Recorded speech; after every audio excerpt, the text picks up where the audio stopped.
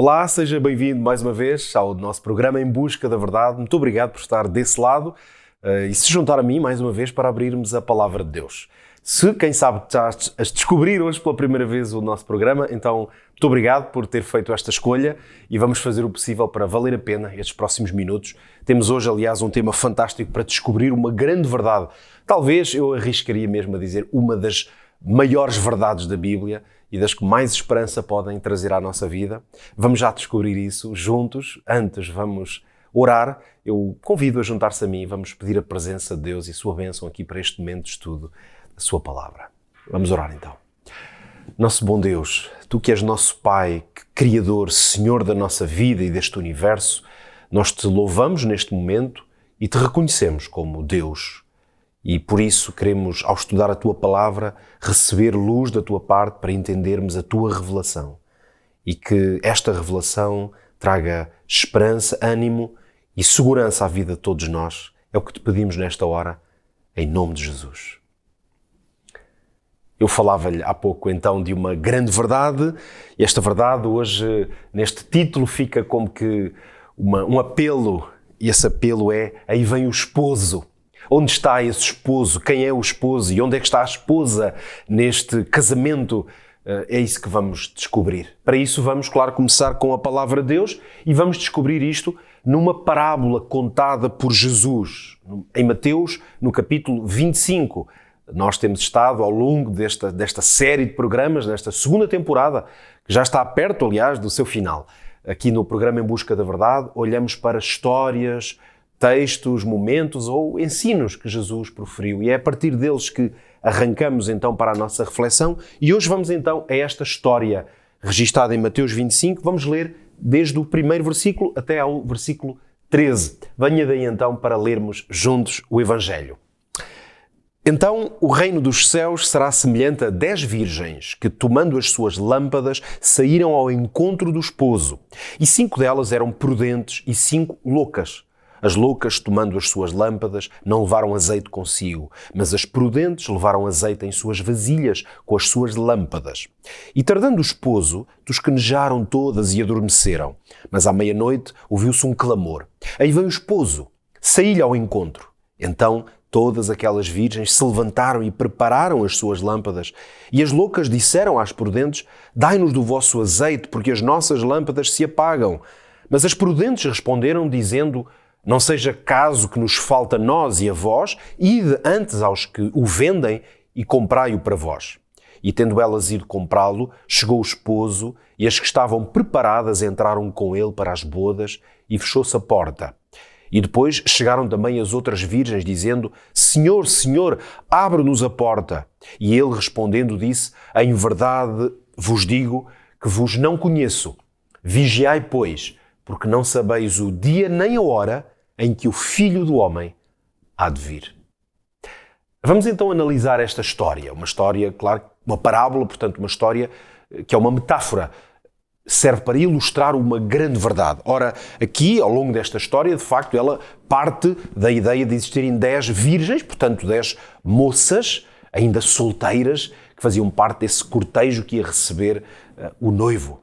Ora, aplicada aos nossos dias, a parábola das 10 virgens, ela apresenta, através destes símbolos presentes que nós podemos entender, de facto apresenta-nos uma mensagem muito importante. Era importante nesta altura em que Jesus a contou e continua com a sua atualidade, mais atual até, podíamos dizer. Antes da vinda de Jesus, porque esse é o tema desta parábola, a Igreja de Deus aparenta possuir uma fé pura. Essa fé está representada nestas jovens virgens puras. E, portanto, uma igreja um povo, se quiser, que não se contaminou com falsas doutrinas, com falsas igrejas, com falsos deuses, com falsas formas de adoração. Repare que todas estas virgens, elas esperam o esposo. Todas têm a palavra de Deus, que sabemos que na história está ilustrada pela lâmpada, mas que representa, sem dúvida, a palavra de Deus. Basta pensarmos no Salmo 119, que nos diz claramente: lâmpada para os nossos pés é a palavra. Também o texto nos diz que elas têm as suas luzes e, portanto, elas são guiadas pelo Espírito Santo, que é representado simbolicamente na Bíblia, muitas vezes pelo azeite. Também a história nos diz que todas adormecem e todas acordam quando ouvem o brado, aquele chamar para a chegada do noivo. O que é que temos então? Que algumas destas virgens, elas reparam que as suas lâmpadas estão prestes a apagar-se e então pedem azeite às outras que, na história que Jesus contou, estão impedidas, não o podem fazer. Então, esta parábola ilustra uma realidade que, por um lado, é uma dura realidade, mas que é muito importante confrontar-nos com ela. Em questões espirituais, ninguém pode percorrer o caminho do outro. A responsabilidade da preparação para o nosso encontro com Deus é absolutamente individual. O caráter, a fé e a ação do Espírito Santo na nossa vida são intransmissíveis. A minha experiência eu não posso transferi-la nem para a minha esposa, nem para os meus filhos, nem para ninguém.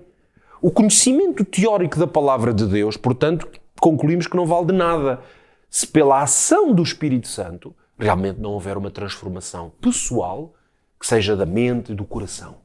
Nós não podemos viver distantes de Cristo aqui e pensar que ainda assim um dia vamos estar aptos para a sua companhia no céu. Ora, o céu e a vida eterna são precisamente representados por esse Senhor, o noivo, que vem. O versículo 13 diz-nos que ninguém sabe o dia ou a hora da vinda de Jesus. Ora, o próprio Jesus o disse. Ninguém sabe a hora da vinda do Filho do Homem.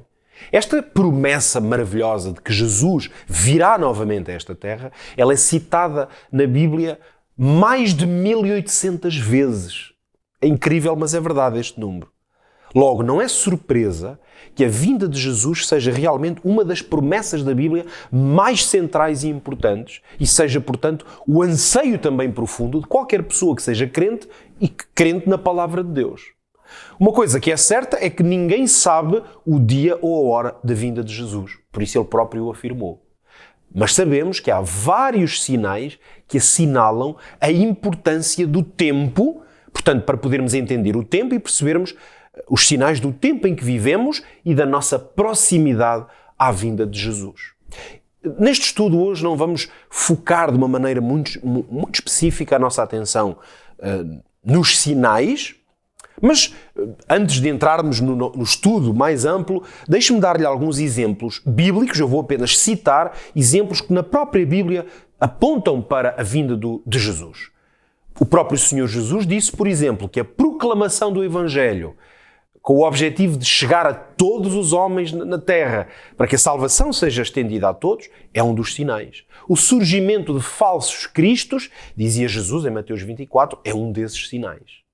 Lucas 21, por exemplo, que é um texto também importante, fala-nos de fenómenos extraordinários e visíveis no céu. E o apóstolo Paulo diz-nos as características dos homens e mulheres, portanto, do ser humano, nesse período de tempo, de uma forma generalizada, o que é que nós teremos no mundo, no tempo antes da volta de Jesus. O apóstolo diz que teremos homens que serão amantes de si mesmo, avarentos, soberbos, pessoas maldizentes, desobedientes aos pais, ingratidão, pessoas inimigas do bem, presunçosas. Outra característica muito importante, um tempo de grande amor pelos prazeres, muito mais do que amor e devoção a Deus. E o apóstolo também fala de pessoas crentes mesmo com aparência de piedade, mas que no fim de contas negam completamente a piedade. A Bíblia também nos fala da natureza em decadência, o mundo natural, pela destruição sobretudo que lhe é infligida. E é por isso que o apóstolo Paulo aos Romanos fala de que a criação geme e padece com dores de parto. Portanto, nós compreendemos que entre estes sinais encontram-se realmente um conjunto de coisas que podemos olhar à nossa volta. A Bíblia fala-nos também de uma certa ira por parte do inimigo de Deus. E essa ira manifesta-se na terra. O texto do profeta diz, ai da terra e do mar, porque o diabo desceu até vós e está cheio de ira, porque sabe que pouco tempo lhe resta. Portanto, a ação do mal estará muito presente na terra antes da vinda do Senhor Jesus. Ora, Jesus também nos chamou a atenção para uma intensificação dos fenómenos naturais e da terra em convulsão, como terremotos, furacões. Nós podíamos entender nos sinais que vemos, vulcões, incêndios de grandes proporções, inundações nos lugares e seca terrível noutra, por exemplo. Vejam, estes fenómenos, ainda que durante muito tempo, e sempre estiveram presentes na história da Terra, obviamente, mas nunca como no tempo, aliás, que nós vivemos, nós vimos estes sinais simultâneos por toda a parte, com tão grande intensidade.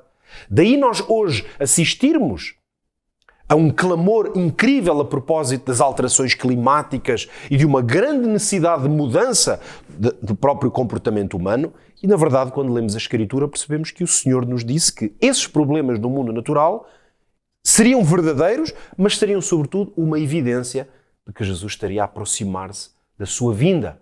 Por isso, deixe-me citar-lhe aqui o texto do Senhor Jesus, que ele dizia: quando estas coisas começarem a acontecer, olhai para cima e levantai a vossa cabeça. Porquê? Porque a vossa redenção está próxima. Portanto, tudo isto dizia Jesus em Lucas, no capítulo 21, que já aqui lhe citei. Portanto, tudo isto são sinais que realmente apontam numa direção.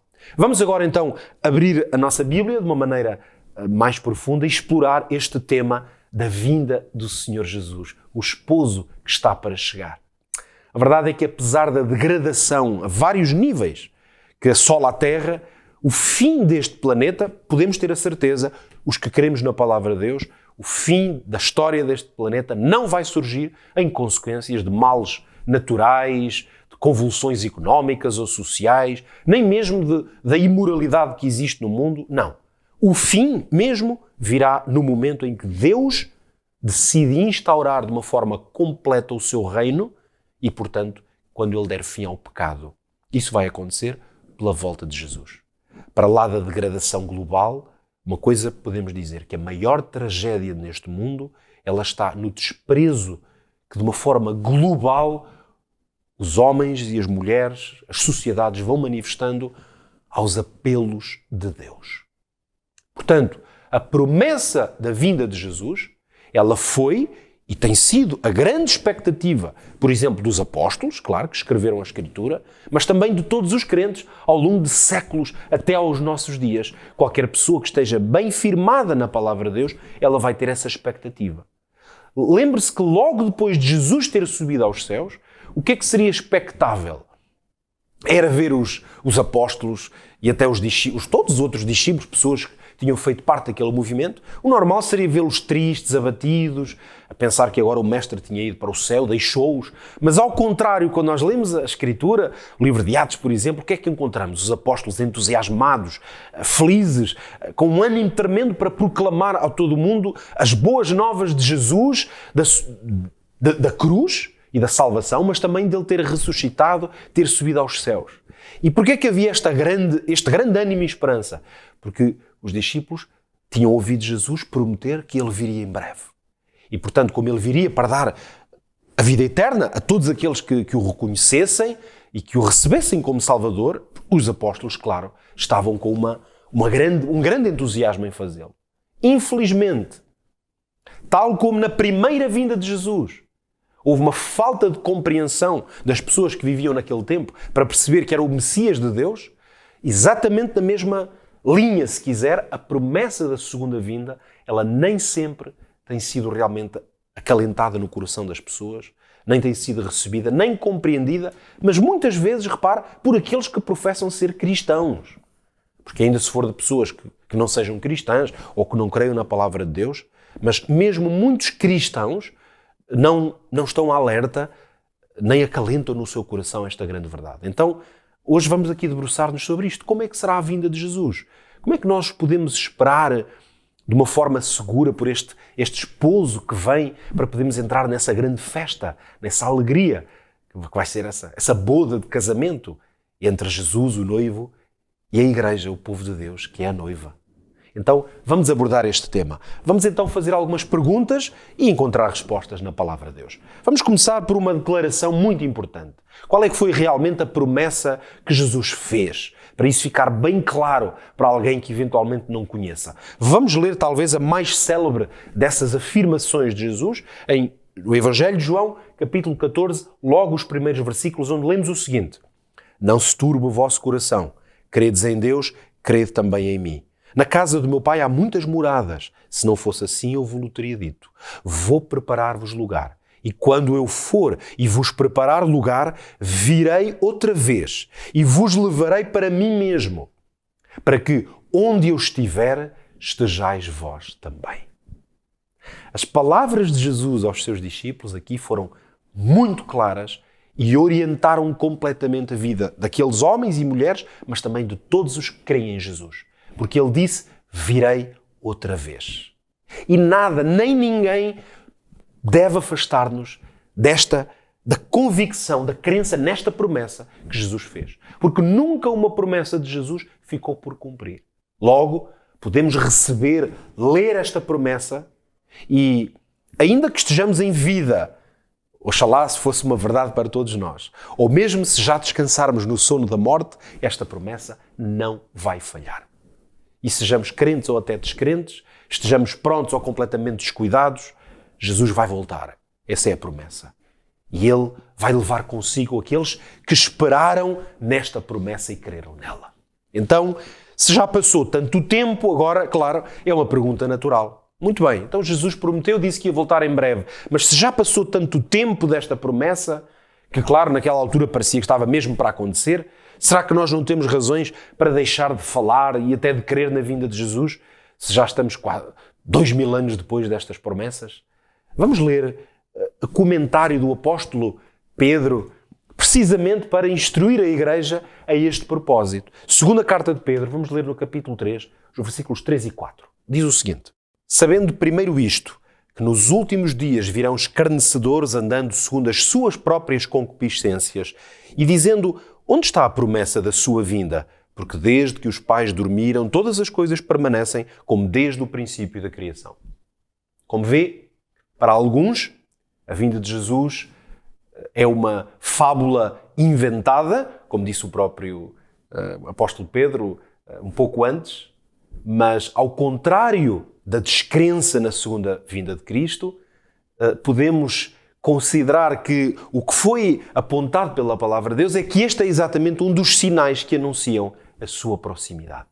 Portanto, longe de ser um relato desatualizado ou enganoso, a aparente demora de Jesus é uma evidência da sua extraordinária paciência, porque Ele não quer que ninguém se perca, mas que todos cheguem ao arrependimento. Logo, na história contada por Jesus, com a qual iniciamos o nosso estudo, a demora do esposo já profetizava exatamente isto, a importância de nos mantermos alerta, porque o tempo projetado por Deus daria precisamente esta ideia de um suposto atraso, que na verdade não se trata de um atraso. Ora, então, para que falsas ideias, esta é uma delas, um suposto atraso, mas que outras falsas ideias sobre a sua vinda fomos alertados por Jesus? Vamos então ler um texto importante, chave mesmo quando falamos deste tema, Mateus capítulo 24, um grande discurso profético sobre Jesus, no qual ele falou muito precisamente sobre a sua vinda. Vamos ler então dos versículos 23 ao 27. Então, se alguém vos disser, eis que o Cristo está aqui ou ali, não lhes deis crédito, porque surgirão falsos cristos e falsos profetas e farão tão grandes sinais e prodígios que, se possível fora, enganariam até os escolhidos. Eis que eu vos tenho predito, portanto, se vos disserem, eis que ele está no deserto, não saiais. Ou, eis que ele está no interior da casa, não acrediteis. Porque assim como o relâmpago sai do Oriente e se mostra até ao Ocidente, assim será também a vinda do Filho do Homem. Poucas coisas são mais visíveis, nós sabemos bem, que um relâmpago quando ele rasga o céu. E o sentido do uso desta imagem que Jesus fez fica muito evidente. A vinda de Jesus não vai passar despercebida a ninguém. Não é uma coisa que aconteça em segredo, não vai acontecer de maneira espiritual, não vai ser para um grupo qualquer especial. Na primeira vinda do Messias, os judeus, o povo de Israel, esperava um profeta, um sacerdote e, sobretudo, esperavam um rei. Jesus, na verdade, foi isto tudo. Não foi do modo que eles esperavam. Então, o que aconteceu foi que o Messias veio a este mundo de um modo discreto, humilde, e, portanto, como eles tinham expectativas completamente ao contrário, o Filho de Deus estava entre eles, mas eles desprezaram-no, porque não compreenderam aquilo que tinha sido anunciado pelos profetas, precisamente, para a sua primeira vinda. Mas agora, Jesus promete vir outra vez, mas de maneira totalmente distinta. Ele promete vir em glória, em honra. No entanto, a história vai repetir-se. Muitos crentes, e neste caso muitos cristãos, que creem na palavra de Jesus, por estarem longe do ensino da Bíblia, esperam um evento simbólico, em alguns casos, outros um evento discreto e invisível, e há aqueles até que não esperam que este evento aconteça, não falam sobre ele. Ora, isto tem aberto as portas para quê? Para os tais falsos cristos e falsos profetas que Jesus falou. E mesmo, portanto, falsa doutrina, falsos ensinos, afirmando, por exemplo, que ele já veio. Então, existe uma grande diversidade de opiniões e proclamações sobre a vinda de Jesus entre o mundo cristão que não correspondem àquilo que Jesus disse sobre a sua vinda. Correspondem, sim, a falsas ideias, falsas profecias. Ora, que imagem forte, então, pode ser usada para descrever, mais uma vez, numa imagem, numa metáfora, a segunda vinda de Jesus? Vamos ler dois textos que nos apresentam esta metáfora. Vamos lê-la em Apocalipse 3 e também na carta do apóstolo Paulo aos Tessalonicenses, no capítulo 5. Os textos dizem o seguinte: lembra-te, pois, do que tens recebido e ouvido, e guarda-o e arrepende-te. E se não vigiares, virei sobre ti como um ladrão, e não saberás a que hora sobre ti virei. E o apóstolo Paulo diz: porque vós mesmos sabeis muito bem que o dia do Senhor virá como o ladrão de noite. Interessante esta imagem. A imagem de um ladrão da noite, para descrever a vinda de Jesus, tem suscitado, como é óbvio, diversas interpretações. Alguns, por exemplo, têm visto aqui uma referência a esta hipotética vinda de um Jesus que vem de forma invisível. Uma vez que um ladrão, à partida, vem para roubar e, portanto, ele procura não ser visto. No entanto, um olhar atento ao que está escrito, não é uma interpretação minha, um olhar atento ao que está escrito, permite entender perfeitamente qual é o sentido deste vir como ladrão da noite. Ora, não há nenhum texto da Bíblia que permita tirar daqui a compreensão de que Jesus vem de forma invisível ou de que ele vem de uma forma não literal. Porque, na realidade, quando um ladrão, mesmo usando a imagem, a metáfora, quando um ladrão assalta uma casa, a sua presença e a sua vinda é literal. Não é invisível. Ele vem e leva coisas. Agora, o que acontece é que o dono da casa não sabe o dia em que ele faz planos de vir. E é aí que a imagem do ladrão ganha realmente a sua verdadeira dimensão. E, aliás, por isso mesmo é que Jesus, ele próprio, eu aqui li textos do apóstolo João, do Apocalipse e do apóstolo Paulo, mas o próprio Jesus usou esta imagem. Aliás, por isso é que o apóstolo Paulo diz: como vós bem sabeis. E Jesus alertou os seus discípulos para o facto de que eles precisam de estar atentos para que o dia da sua vinda não seja uma surpresa. Deixe-me citar-lhe aqui estas palavras de Jesus. Ele dizia: estai vós apercebidos também, porque o Filho do Homem há de vir à hora em que não penseis. Está lá no capítulo 24 de Mateus, precisamente, que já citei aqui várias vezes. Então, para quem é que Jesus vai ser como um ladrão? A resposta é evidente. Apenas para os que não estiverem atentos, ou para os que, como aquelas 5 virgens, recordam-se entre as 10, deixaram faltar azeite nas suas lâmpadas. Quando Jesus voltar a esta terra, o que a Bíblia diz é que os céus passarão com grande estrondo, os elementos vão dissolver-se e a terra e as obras que nela há, todas serão descobertas ou tornadas visíveis, diz o apóstolo Pedro na sua carta. No capítulo 3, que aliás já lemos aqui também uma porção desse texto. Logo, outra pergunta importante é se nós podemos afirmar com certeza, pelo que está escrito na Bíblia, porque este é que é o nosso livro de estudo, se a volta de Jesus será visível e se será literal. E aqui eu tenho o prazer neste momento de mostrar um dos textos mais importantes sobre este tema em toda a Bíblia. Ele tem uma importância realmente capital. E porquê? Já vão perceber porquê. Atos capítulo 1, nós vamos ler o versículo 9 e o versículo 11 e encontramos aí uma descrição do momento em que Jesus partiu desta terra. E o que é que aconteceu? Vamos ler. Quando dizia isto, está a falar de Jesus, vendo eles, foi elevado às alturas. E uma nuvem o recebeu, ocultando-o aos seus olhos. E estando com os olhos fitos no céu, enquanto ele subia, eis que junto deles se puseram 2 varões vestidos de branco, os quais lhes disseram: varões galileus, porque estáis olhando para o céu. Esse Jesus que dentre vós foi recebido em cima no céu, há de vir, assim como para o céu o vistes ir.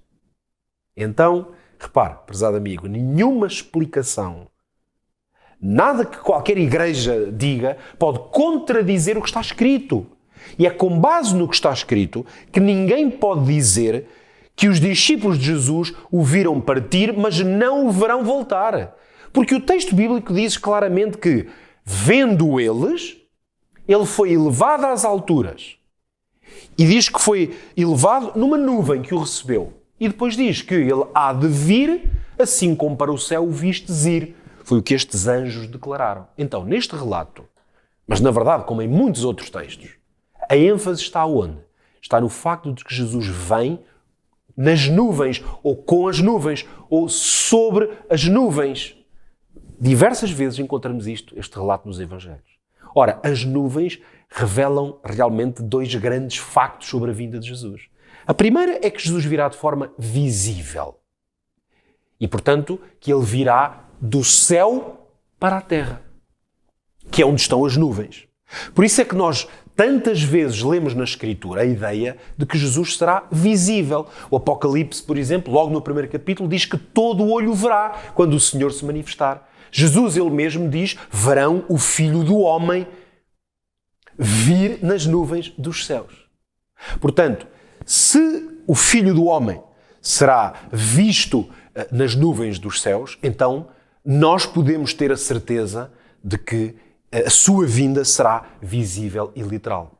Ora, depois de Jesus ascender aos céus, então haveria um período do qual nós não mais o veríamos. É evidente. É o que o próprio texto diz. Esse período vai ter fim quando Jesus voltar na sua segunda vinda. Portanto, até lá há um interregno, claro. Ele aqui foi visto subir e há um interregno até que ele seja visto voltar. E, portanto, nós veremos Jesus e todos aqueles que o esperam vão poder dizer, como o próprio Jesus disse, bendito o que vem em nome do Senhor. E nesse dia o que é que vai acontecer? Todos o verão. Crentes e descrentes. Justos ou ímpios. Pessoas com conhecimento de Deus e da sua palavra. Pessoas que acreditaram na sua vinda ou não. Todos verão realmente esta manifestação. E agora, outra pergunta importante em relação a esse processo e como ele acontecerá. Quem é que acompanhará Jesus na sua vinda? Ele vem sozinho? O texto que lemos há pouco diz que ele subiu e voltará. Mas outros textos na Bíblia sobre este tema mostram-nos que ele não virá sozinho. Com quem vem? Vamos ler Mateus 25, 31 e também Mateus 24, 31. E os textos dizem o seguinte: quando o Filho do Homem vier em sua glória e todos os santos anjos com ele, então se assentará no trono da sua glória. E ele enviará os seus anjos com rijo clamor de trombeta, os quais ajuntarão os seus escolhidos desde os quatro ventos, de uma à outra extremidade dos céus. Então, como já percebemos, a vinda de Jesus não será invisível e, para dar grande prova deste facto, o que é que a Bíblia revela também? Que ele não vem sozinho. Ele vem acompanhado de todos os seus anjos. Ora, a Bíblia, ela, num número aproximado, diz-nos que no céu existem miríades de miríades, milhares de milhares. Lemos isto em Apocalipse 5. Podemos imaginar um número, uma ordem de grandeza. A vinda do Senhor Jesus, por isso, também vai ser audível. Porque é-nos dito que estes milhões de anjos vêm e de uma forma vigorosa eles tocam as suas trombetas, que são como que um anúncio audível da chegada do Senhor Jesus. Então vai ser debaixo deste som musical triunfante que serão ressuscitados todos os santos que dormiram no Senhor. De toda a história. E, portanto, o que é que nós vamos ter? Além destas miríades ou milhões de anjos, vamos ter o número de todos os homens e mulheres ressuscitados que vão se juntar a eles e farão, portanto, uma multidão incontável. É um momento sublime. É um quadro, este que a Bíblia nos dá, é um quadro de glória e de apoteose total. Eu reconheço que isto, aos nossos olhos hoje, parecerá uma coisa misteriosa. Como é que será possível? É realmente esse o grande mistério do poder de Deus que nós vamos ver como nunca vimos. E os nossos olhos, quando virmos, como é que vai ser? Qual será a aparência daquilo que nós vamos ver? E nós vamos ler este texto, Mateus 24:30. O que é que revela? Que então aparecerá no céu o sinal do Filho do Homem, e todas as tribos da terra se lamentarão e verão o Filho do Homem vindo sobre as nuvens do céu com poder e grande glória. Cá está, a repetição desta ideia. Ao longo dos séculos, e agora mais do que nunca, acredito nisto, Satanás tem lutado por iludir a humanidade. E muitos falsos cristos têm se apresentado. No entanto, nós não precisamos de ser enganados. Porque nós testemunharemos com os nossos próprios olhos a segunda vinda de Jesus. E esta segunda vinda, este aparecimento de Jesus não vai ser de forma discreta, nem de forma reservada. Como lemos, ele virá com imensa glória, com poder e glória, com grande glória. E esta é a nota que é recorrente na Bíblia cada vez que ela fala do evento da vinda de Jesus. E porquê? Porque é importante que nós não sejamos enganados. Porque a possibilidade do engano, ela é real. E obviamente que um engano a propósito da vinda de Jesus e de como ela acontecerá, claro que tem resultados dramáticos na vida dos crentes. Agora, ao analisarmos e termos esta confirmação destas promessas, que implicações isto tem para a nossa vida? Vamos analisar aqui através de duas perguntas. Se nós estivermos firmados na Bíblia realmente, e se nos prepararmos para a sua vinda, haverá alguma hipótese desta experiência ser triste para aqueles que vão ter que viver o momento da volta de Jesus? Poderá esta experiência trazer alguma forma de angústia? Sim, poderá trazer. Vamos ler, porque é importante termos consciência disto. Vamos ler em Apocalipse, no capítulo 6, os versículos 15 até ao 17. Veja com solenidade estas palavras. E os reis da terra, e os grandes, e os ricos, e os tribunos, e os poderosos, e todo o servo e todo o livre, se esconderam nas cavernas e nas rochas das montanhas.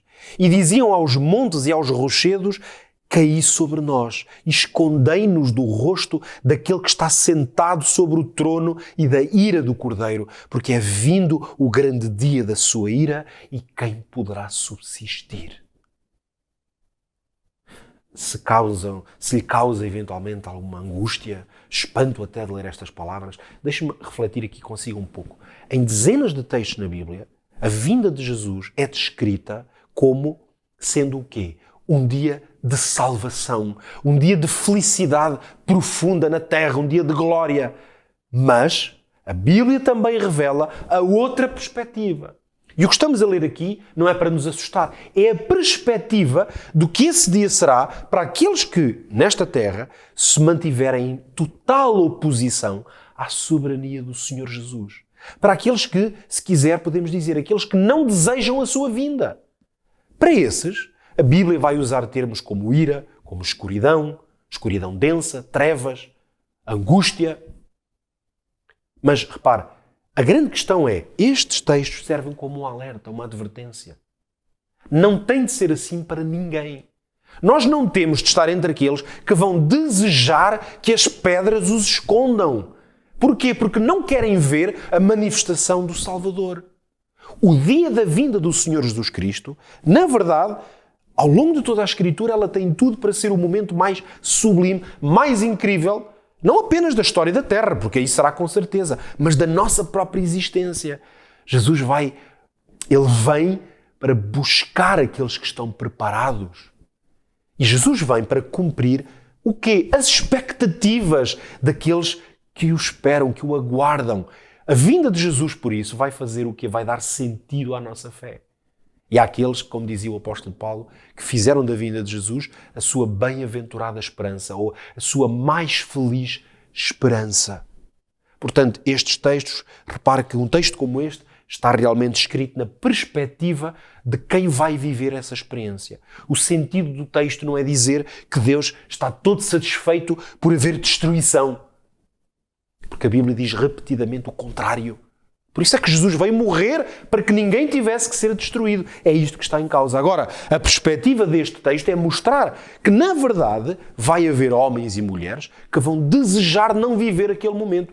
E quem deseja esta destruição serão mesmo esses homens e essas mulheres que não aceitaram a soberania de Deus. E então, Que sentimento profundo é que nos assegura já hoje que nós estamos preparados para a eterna recompensa. Essa recompensa que vai ser revelada na vinda de Jesus. Há uma maneira de saber, prezado amigo, que me escuta e que estuda comigo a palavra de Deus neste momento. Na verdade, segundo a Bíblia, há uma maneira, uma espécie de um pequeno truque, se quiser, para nós percebermos até que ponto estamos preparados para enfrentar este dia como um dia de glória e de alegria. Quer descobrir qual é? Foi o apóstolo Paulo que o disse falando da sua própria experiência. Leia comigo 2 Timóteo no capítulo 4 e no versículo 8, um texto magnífico. Desde agora a coroa da justiça me está guardada, a qual o Senhor, o justo juiz, me dará naquele dia, e não somente a mim, mas também a todos os que amarem a sua vinda. Notou bem nestas palavras? Jesus virá buscar os que amarem a sua vinda. A vida cristã, ela não funciona por medo, nem por receio ou por temor de qualquer coisa.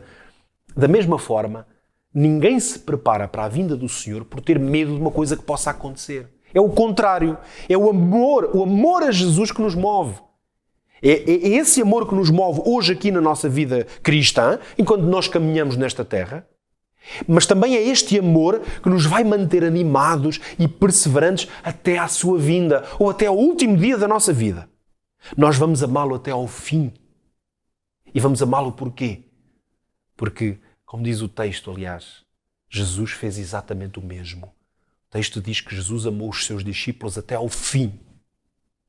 E nós hoje somos chamados a amá-lo. E a amá-lo por isso também com o nosso pensamento e os nossos olhos na sua vinda. Porque uma coisa a Bíblia nos assegura, que nós amamos a Deus porque Ele nos amou primeiro. O nosso amor a Deus é uma resposta. Ora, nesse dia da volta de Jesus, a maior recompensa que nós vamos ter, os seus filhos e o seu povo, não vai ser o acesso a um paraíso, à imortalidade, à árvore da vida. Tudo isso será maravilhoso. Mas acredita, a maior alegria não vai ser a perfeição que vamos ter nesse momento. A maior alegria vai ser Jesus. Ele mesmo vai ser a nossa maior recompensa. Porque nós, como cristãos, seguimos o Senhor Jesus. Hoje nós olhamos para esse dia pela fé, porque antecipamos com fé, e o que é que nós vemos? Vemos o Senhor como num espelho. Temos uma imagem de Deus e do Senhor Jesus, mas nesse dia nós vamos vê-lo face a face. Por isso será a maior e a mais bela experiência que algum ser humano já viveu. Nós começámos por falar da tal história, recorda-se? O noivo que viria. Jesus contou essa história das 10 virgens. Para quê? Agora podemos entender melhor. Para nos lembrar de uma verdade decisiva mesmo para a nossa vida. Que nós podemos estar muito perto da meta, mas podemos eventualmente não terminar a corrida. Nós podemos até conhecer o esposo e podemos estar à espera dele, mas pode acontecer que não consigamos entrar na boda. Então esta história que nós hoje aqui lemos, esta parábola de Jesus, é um apelo para não sermos imprudentes, mas investirmos sabiamente na nossa preparação. Uma preparação que é pessoal, que é espiritual. É um apelo a vivermos com os nossos olhos postos aonde? No alto, no Senhor. O alto representa o lugar de onde o Senhor virá em glória para buscar o seu povo. E por isso, quando o Senhor Jesus chegar, o que é que a Bíblia nos diz?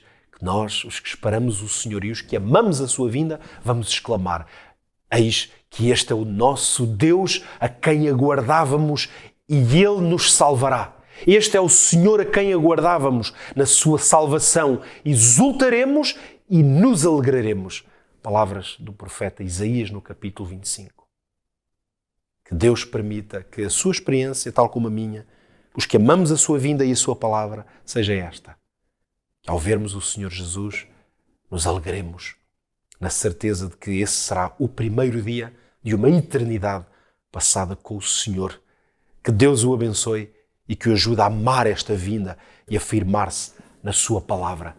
Se quiser receber este estudo, já sabe, novotempo.pt/em busca da verdade. Será a forma de poder receber este estudo para rever estes textos, mas também, se quiser pedir de alguma forma que estudemos a Bíblia consigo, ou se quiser enviar alguma dúvida, eu pessoalmente estarei envolvido em responder à dúvida ou às dúvidas que possa enviar. Por isso já sabes, estamos à sua disposição aqui na Novo Tempo. Que Deus o abençoe e até o nosso próximo programa, se Deus quiser.